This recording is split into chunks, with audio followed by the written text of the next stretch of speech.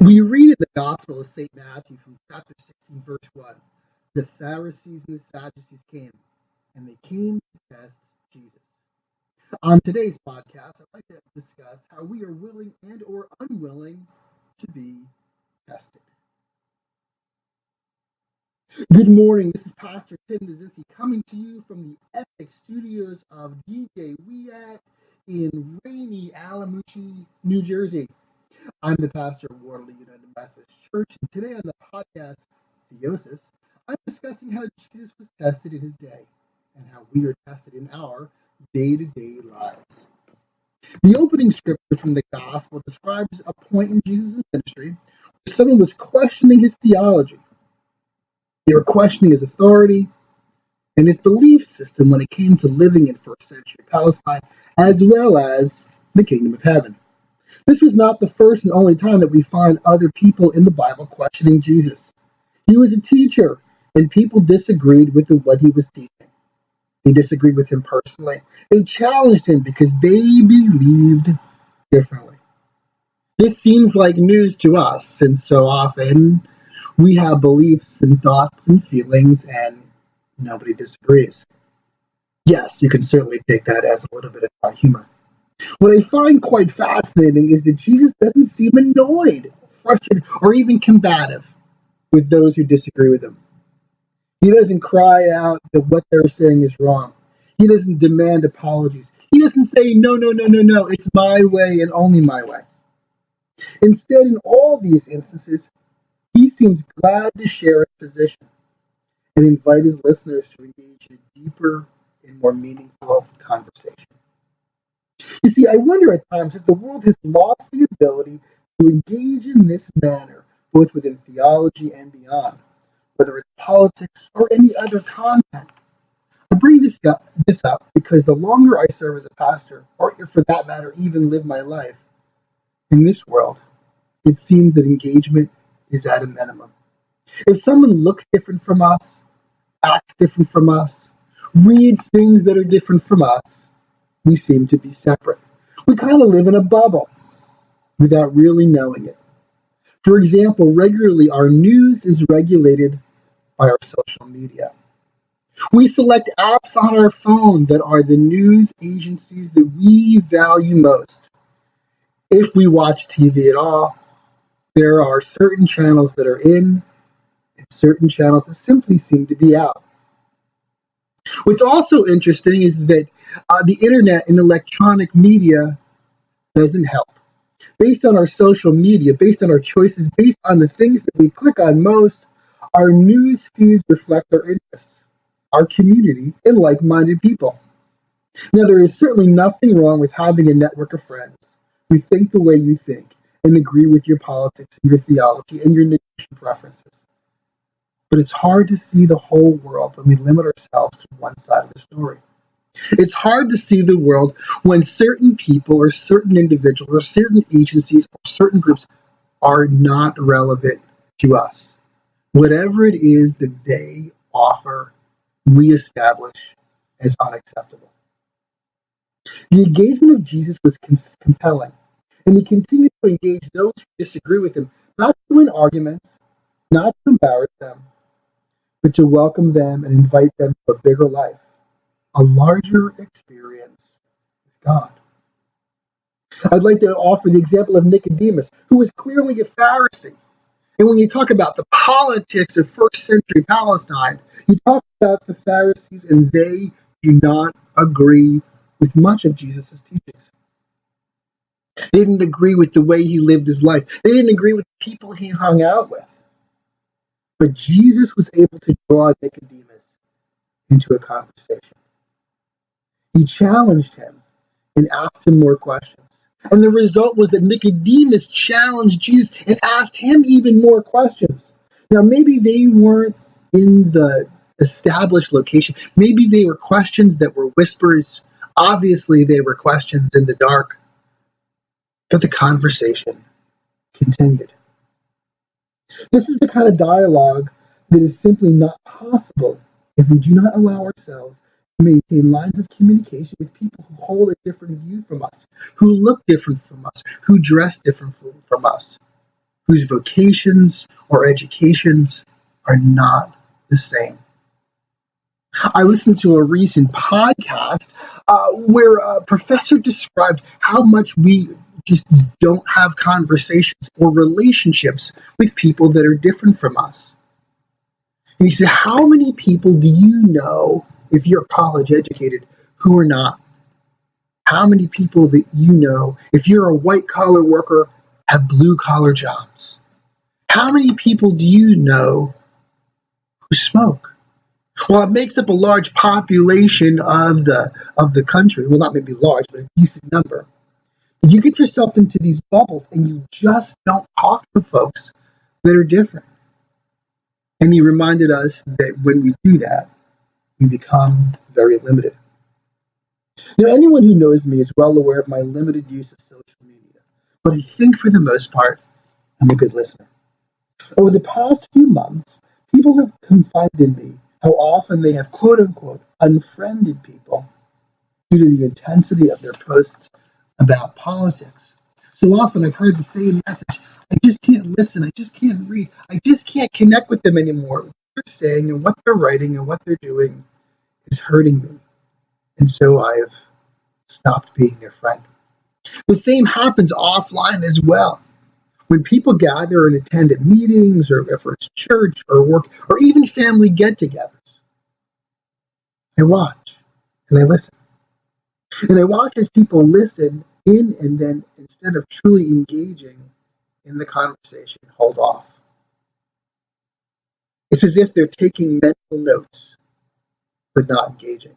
Instead, they go and they caucus with people of the same mind, whether they are friends, whether they are coworkers, whether they are relatives, about what they quote unquote just overheard, as if the conversation was a secret. And now they start this new conversation with a separate group. And this new conversation is absent all the players from the original group, all the people who could be engaged in the talk. And I think this hurts the relationship in two distinct ways. It's such a missed opportunity to engage in conversations and describe the place you come from in your theology, your feelings, your witness to Christ, your journey in the world. I often think about when people question someone's theology, that I have to remind them that that's the theology that has gotten them through some incredibly difficult times. You can't turn away someone's biblical understanding. If that biblical understanding is what got them through hard times, when we do that, we neglect the power of God in someone's life at that time, in that place. And while I know our consciousness changes, and I know that we grow, we can't turn our back on the past. It also takes time away from listening to the why behind another person's thoughts and feelings. Hi friends, I wanted to thank everyone for listening today. I wanted to offer two thoughts. The first is if you like something, please share with relatives, friends, and neighbors. The second is, if you appreciate the content and enjoy the podcast, I invite you to visit our website at www.waterloovillagechurch.org and grace us with online giving, nested under Contact. Peace and grace, Wyatt and Tim. In the online age, I feel as if Facebook is our electronic coffee table. And by friending each other, we create a sense of trust, a place at that table to talk and share our feelings. Sometimes very strongly. Maybe this is okay. Sharing strong feelings or reading strong feelings allows us a real view of another person's heart. It reveals what's on their minds. It reveals who they truly are. But it also gives us a chance to share our hearts, our feelings, our beliefs as they challenge our friends. But more importantly, I think by sharing our hearts, we grow. I think by taking real ownership about what we believe, it grounds it in something way bigger than platitudes and simple stock answers. It's like when you are in a real honest to goodness conversation about your feelings, you can't just say, I think it, I believe it, and that settles it.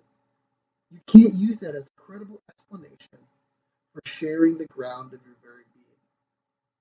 You see, it can only happen when we press up against someone who thinks and feels differently.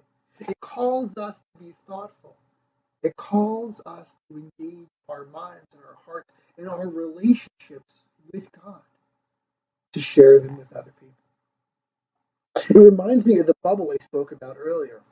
You see, the more we separate and insulate ourselves from people who think and behave differently from us, the stronger the walls of the bubble, the less likely a bubble, and the more likely or more like a balloon the membrane becomes.